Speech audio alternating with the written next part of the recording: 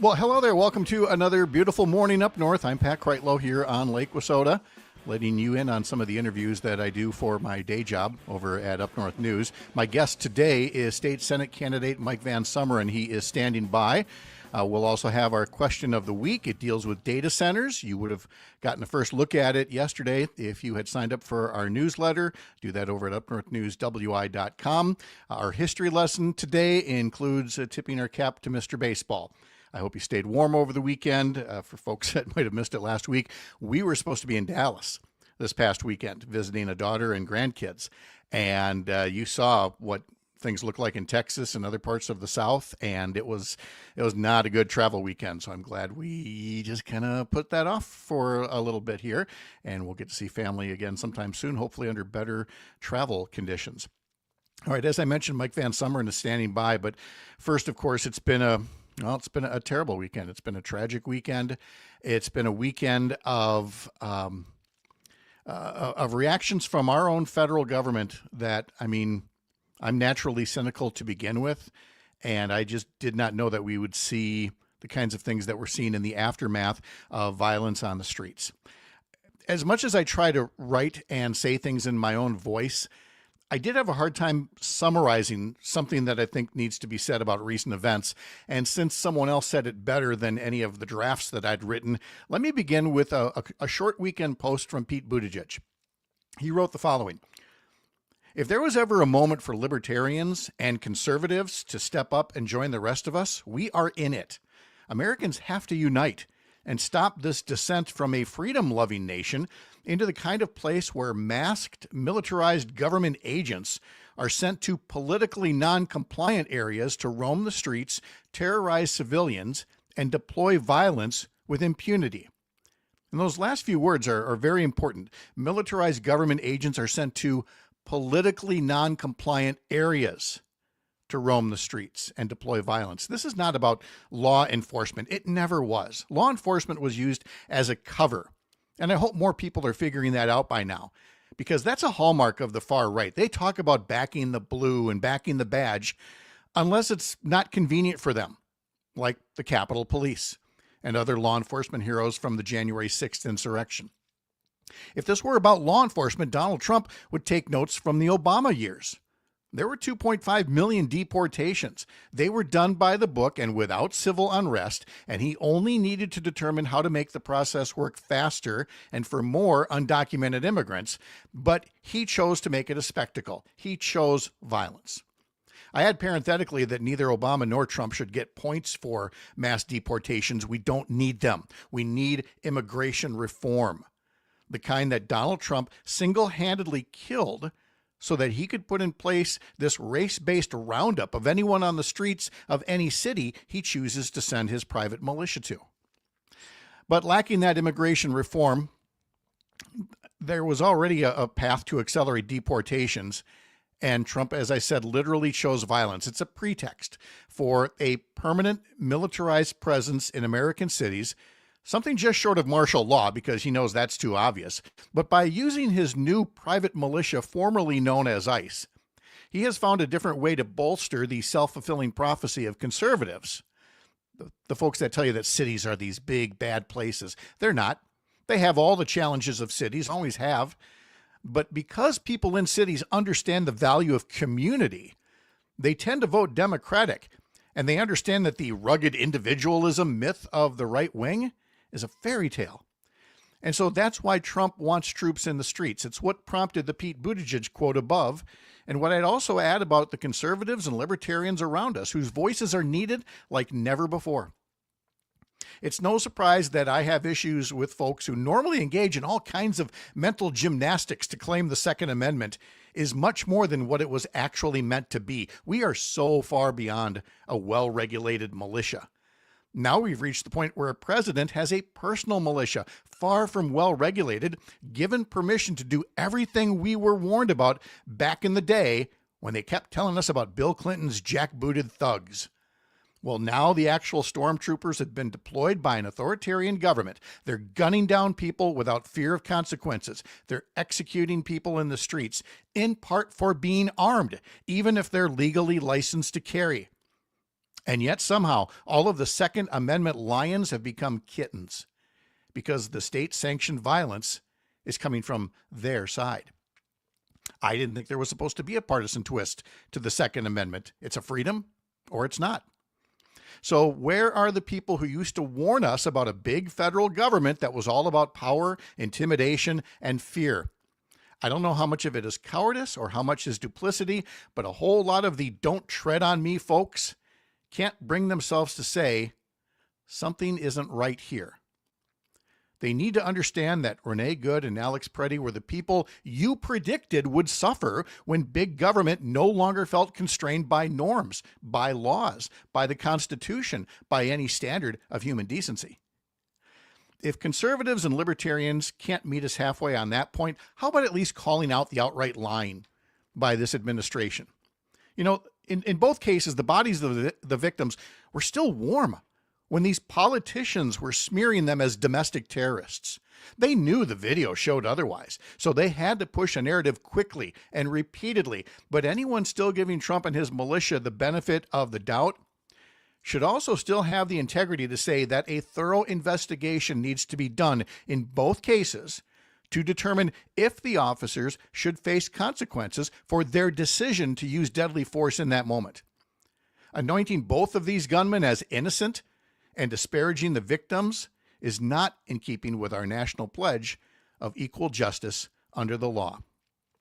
So again, as Pete Buttigieg said, if ever there were a moment for libertarians and conservatives to step up, this is it. And to stop this descent of a freedom-loving nation into the kind of place where masked, militarized government agents are sent to politically non-compliant areas to roam the streets, terrorize civilians, and deploy violence with impunity. And if you disagree, then we need another conversation about what conservatism and libertarianism even means anymore. All right, let's get to our guest today. We've had him on the radio show before. He's been a candidate for Congress, a candidate for state legislature, Somerset native, now in the southeastern part of the state. And it's a real pleasure to welcome back Mike Van Someren, who is a candidate for state senate in the 33rd district. Mike, good morning. How are you? Good morning, Pat. I'm doing very well. Thank you. How are you? Very good. It's so nice to have you here again. Some folks now who aren't in your area, the name may be familiar because of your previous appearances, previous campaigns. I want to get your whole bio, but let's start with the district so that people know what race we're talking about. Sure. Tell me about Wisconsin's 33rd Senate District, where it is. So Wisconsin's 33rd Senate District is essentially the western half of Waukesha County. The western edge of Waukesha, Oconomowoc, Heartland, Delafield, Ixonia, and then a little bit into Jefferson County, and then the southwestern quarter of Washington County, so Richfield and that area. That's kind of the area that goes all the way up to Hartford, Wisconsin. Okay. And let's take you on your journey, which took you from up in west central Wisconsin to Madison, to Milwaukee, to where you are now. Let's find out a little bit more about your biography. Sure. I grew up in Somerset, Wisconsin, right on the border with Minnesota. Played football, and that took me to college. Otherwise, I was going to drive a truck. That was my goal from age 5, was get a pair of cowboy boots like my dad and go drive a truck. But Barry Alvarez and Paul Chris talked me into playing football and walking on with the Wisconsin Badgers. And so I decided, well, I'll give it a shot and maybe I'll be a millionaire truck driver at some point. And, things went well. I traveled. I was a walk-on the entire time, but I did not crack the starting lineup, unfortunately. And when I started looking at what I was going to do after football, I realized I had too much student debt to be a teacher, which was my plan B. And being a truck driver, well, I still was interested in that and still am. I realized that would be kind of a waste of a college degree in my mind. So I decided to go to law school as soon as I found out I wasn't going to have to speak in public. And so went to law school at Marquette, did well, graduated near the top of my class, top 10, 5%, somewhere in there, and started practicing law. And that got me all the way until 2020 when COVID hit and I was stuck at home and decided, leadership needed to change. And that's when I got involved in politics. Prior to that, I was always interested in policy, being a lawyer, being a transactional person, somebody working with businesses every day. policy was very interesting, but I did not find the politics interesting. And to be honest, I don't care for the politics. I care for the policy because I want to see more people making more money. I want to see us really work on the affordability crisis. I want rules that are there to justify themselves. And I want accountability and transparency in government. I think that's something that all of us want is accountability, transparency. We want to know what's going on with our government. And we want to know that these people are doing what they say they're going to do, and that they're holding not only all of us accountable, but themselves. And I think that's what's been severely lacking at this point. We're visiting with Mike Van Someren. He's a candidate for state senate in the 33rd district in 2022. You ran for Congress against Scott Fitzgerald, the former state senate Republican leader and now a Republican congressman in what was understandably a very Republican district. But as maps have changed, as politics have changed, it definitely feels like there are more people who I just alluded to, people who consider themselves conservatives or libertarians, who maybe think that it is time to do something different. And so tell me about your aspirations for winning this state senate district and what messages you think will ultimately lead this district to flip. Yeah, I think like I said earlier, I think the three biggest ones is affordability. We need to make this state more affordable and not doing what I've seen Democrats in Congress do way too much, which is just try and throw money at the problem, right? That's a Band-Aid over a bullet wound. That's not something we can do. We need to actually look to address pricing and make things more affordable for folks, get wages up. And one of the things that I actually agree with Donald Trump on is price transparency in healthcare. But we need to actually enforce those rules and put some teeth behind them, so that way when hospitals don't make it easy to navigate, don't make it easy to see what their costs are and what their pricing is, that there's a punishment. Because unfortunately in business, if it's cheaper to break the law and pay a fine than it is to comply with the law, they're going to just add that as a cost of business over and over again. So we need to make sure that we actually work with reality. The other thing I want to do is there is some justification to this idea that regulations can be burdensome. I work with them every day, so I'm not going to say that regulations can't get burdensome. We need to make sure that rules justify themselves. And that's one of the things the legislature should be doing over and over again, is looking at the rules they pass and make sure that they are still doing what they said they were going to do, and that not only are the penalties stiff enough to encourage compliance and require compliance, but that they're still doing what is going to be done. I mean, we have things on the books that don't make sense in the digital age, right? And we need to start looking at that kind of stuff and make sure that these rules justify themselves. Doesn't mean that rules need to go away. I don't like this idea of cutting 2 regulations for every new one you want to put in, but we do need to make sure that the rules actually make sense and make our government actually do what it's supposed to do. A lot of people think that government is expensive just by its nature. No, government's expensive when it doesn't do anything, when it's acting as a bystander.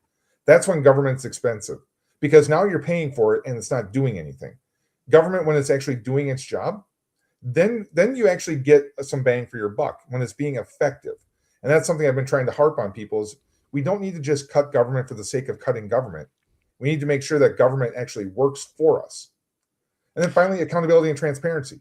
We need to make sure, and that's one of the things that my opponent is really not good on. And I think that a lot of the Republican leaders that we have right now, this idea of rules for thee, not for me, that can't be the case. And we need accountability, we need transparency for everybody, including the people making the rules. Chris Kapping is the incumbent Republican in the district and is relying on a strategy that we've already seen as obvious from the GOP in this year, and that is the so-called 400-year veto. That is somehow the boogeyman that is responsible for years of property tax increases, and we're just off a month where people were getting new property tax bills, and so they knew when to deploy that message about the 400-year veto and how Governor Tony Evers single-handedly raised taxes for the next 400 years. We've explained how that dog doesn't hunt, but obviously since the senator there is already deploying that language, what are you telling folks about it? I'm telling people that, first of all, the governor doesn't have the power to raise taxes. He just simply doesn't. He gave local school boards, who are elected by all of us that live in that school district, the power to raise property taxes up to $325 per student in the district. Now, that pales in comparison to the state tax dollars that are going to private schools that are in the, I think the increase was like $3,000 or $4,000 per student, and then expanding the voucher program so that more students could go to private schools on the voucher program, meaning more tax dollars going to these private schools. And I'm not against private schools. If you want to send your kids to private schools, that's fine. I'm not even necessarily against public dollars going to private schools, but I have some issues with it.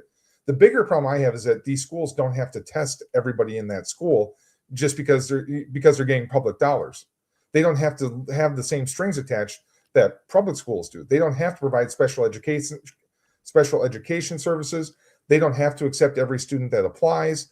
They don't have to make sure that these students are meeting these requirements. So when people say that private schools are better, I ask how?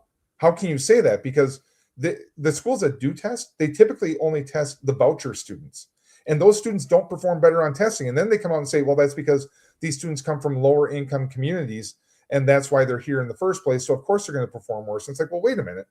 You're getting public dollars, and I guarantee you there's not a segregated fund for Johnny or Susie that are on the voucher program. So that money's going into your general coffers. So that's subsidizing everybody. Why is everybody not taking the test? So we can actually see, do private schools do things better? Can we take some of the things that they're doing from the private school perspective and put them in the public school? Or is this all just smoke and mirrors to get more public dollars into the private schools? I'm glad to hear that point, because we're going to be discussing that Wednesday morning here with a couple of folks from the Wisconsin Public Education Network. This is what's known as School Choice Week around the country. And so we want to take a closer look at this whole school choice issue and how much it's actually costing taxpayers, because there isn't that transparency in what's happening with your property tax bills. And of course, not enough has been said about 15 consecutive years of the legislature state aid not even keeping up with the pace of inflation in our public school districts. And so again, we'll talk about that on Wednesday morning. So let me hit one more subject then. There's a lot of great posts on your Facebook page, which you can find if you look up MVS FORWI MVS4WI, and also at MikeVanSomeren.com. And of all the many good posts on there, there's one about data centers as well. It has become the hot topic, and I don't think that's a fad. I think it's just this thing happens to be really growing at this point, as are the concerns about data centers. So I'd love to hear your 2 cents on the issue. Yeah, data centers and AI in general. I am not somebody that's going to run away from data centers. Like, I think that there's something to them. I think AI is here to stay, and the expanse of it, who knows? But there's a couple of things we need to do on the data center front expressly. These are massive buildings that have one use, really. And so we need to make sure that, and they're sucking a lot of resources. They're sucking electricity, they're sucking water for cooling, they're sucking infrastructure. So we need to make sure that they are paying for themselves. We can't be subsidizing these. I am totally against using TIF and allowing TIF to be used, tax incremental financing, to help build these things, because I don't know how much bang for the buck is there. Also, at the same time, these companies should be paying for all of their own electricity and all of their own distribution, and that should not be passed on to the ratepayers at all when it comes to electricity. So any additional infrastructure that needs to be put in, any expansion of the distribution lines, that should be paid for by the companies putting in these data centers. And on the waterfront, they should make sure that they should report, and there should be penalties if they are putting in water that's too warm. One of the problems is that warm water screws up our ability to clean the water through our wastewater treatment plants. And so we need to make sure that any cost that is coming because of these data centers, they have to pay for, because they can't keep privatizing their costs or socializing their costs and privatizing their gains. We can't keep having that. Taxpayers, you want to talk about property tax bills, when you have to pay for a new wastewater treatment plant, that's going to drive your property tax bill or your water bill way up. And all of those bills are already going up. So these data centers need to start owning their own costs and not trying to get everybody else to subsidize them. Mike Van Someren's here running for state senate. You can find his information at MikeVanSomeren.com. Mike, any other priority topics or anything that we missed to get to talk to you about this morning? No, I think everything you hit is right in my wheelhouse. I think that's what we want. Affordability is number one. Accountability and transparency is number two. And making sure that rules justify themselves, and they kind of tie into those, but we need to actually bend that cost curve down and not just throw money at it to make things more affordable, because we want these affordability steps to be there for the long term. We can't just keep throwing money and saying, well, there, we made it cheaper by giving you tax dollars. No, we need to actually make sure that businesses are driving down costs, and we do that through competition and through transparency and making sure that we have penalties for people that break the law. Mike, I did think to ask you. I was just about to mention how the maps changed, and that affected all of the assembly elections last time, but only half of the state senate elections, because those are 4-year terms. So now this year we're seeing another half of all the senate districts that went through changes. I don't know enough about the boundary changes there. I'm sure it's still a fairly heavily Republican district, but were there a lot of changes that reflect how you'll be campaigning and the people you'll be talking to? Not really. We're still pretty suburban and rural. Mm-hmm. I will say it has impacted the District 5 race, which is the neighboring district, which Robin Vining is running in, which is Rob Hutton decided not to run because Democrats in all of the statewide races have actually won the city of Waukesha. Not Democrats, liberal-leaning candidates for Supreme Court won the city of Waukesha, won the city of Elm Grove. Like, that is, the change is creeping, and it's creeping quickly. So I will tell you, in the last cycle, we have done very well in our fundraising. We've been very happy with that. And really, the people out here just want people that are going to talk to them like they're normal folks and level with them. I'm not trying to hide the ball. I'm not coming in and trying to be slick. I'm here just to talk to people and give them practical ways that we can make their life more affordable and make it easier for them to raise their families and get ahead. Mike, this has been great. Thank you so much for taking some time to update us on the campaign. We'll look forward to visiting again real soon. Thank you so much. Have a great day. You bet. There you go. Mike Van Someren. You can learn more at MikeVanSomeren.com. We've got today's history lesson, a little do something calendar, and more still ahead on this Monday morning. It's what do I like to say? Another beautiful morning here up north.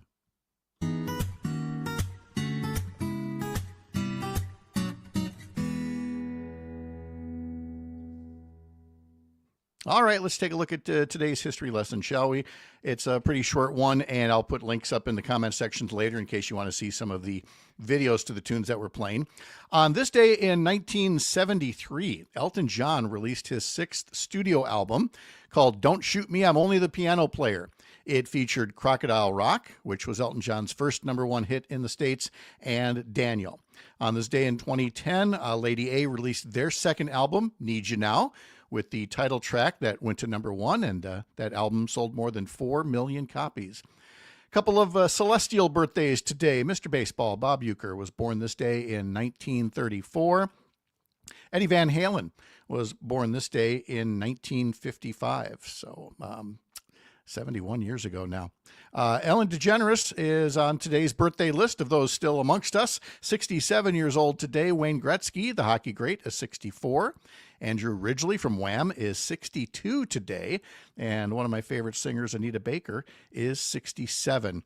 One sad note in the history books, it was on this day now 6 years ago that Kobe Bryant and his daughter were among 9 people aboard a private jet killed when it crashed in California.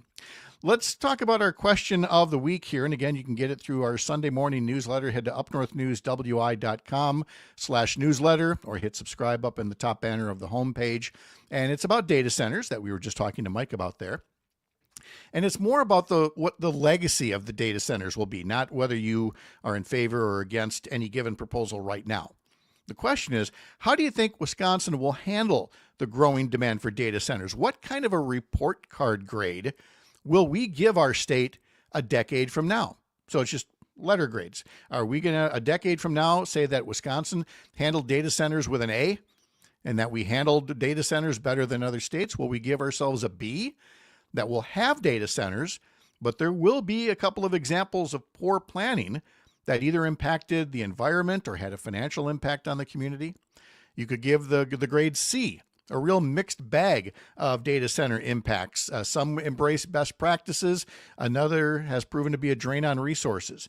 And D, so that'd be for a D or an F, it was not worth it. Nothing but regret. Too much environmental harm, electric ratepayers getting gouged, lots of empty hulks out there as tech companies close up and move to other states that will let them have their way. So what kind of a grade would you give? You can answer by heading over to our newsletter, signing up at upnorthnewswi.com. All right, on the Do Something calendar for tomorrow, the League of Women Voters of Milwaukee County is having a virtual forum at 6:30 tomorrow evening called Media Disinformation, Why It Matters, and What to Do About It. You learn what disinformation is, how it affects our civic lives, what media changes have led to the growth of disinformation, and how to spot disinformation. And again, the League of Women Voters of Milwaukee County is sponsoring that tomorrow evening. So check out the League of Women Voters Milwaukee County, find their page, and learn more.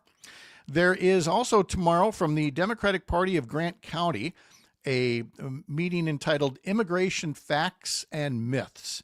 And that'll be at 5:30 tomorrow at Los Amigos Mexican Restaurant in Platteville. The speaker is Alex Baum, the Director of Advocacy, Data, and Learning at the Community Foundation of Greater Dubuque. Advance tickets are required, again, from the Democratic Party of Grant County for their Immigration Facts and Myths session. And one more to tell you about, that would be Fitchburg Progress on Wednesday is having their Drinks with Dems event, including trivia. And so there will be a meeting 6:45 Wednesday at Delta Beer Lab to talk about what's going on, answer some trivia questions as well. No expertise is required. Again, that's Fitchburg Progress, Drinks with Dems, 6:45 on Wednesday at Delta Beer Lab. All right, well, I guess it's time for me to head to work, head over to that day job over at Up North News. So again, please sign up for the newsletter. Continue to share those Up North News social media posts if you would. And thanks for taking a little time today to hear some things that I hope make you feel empowered rather than overwhelmed as we go about the daily challenges of putting America back on the right path. I'm Pat Kreitlow. See you again soon for another beautiful morning up north.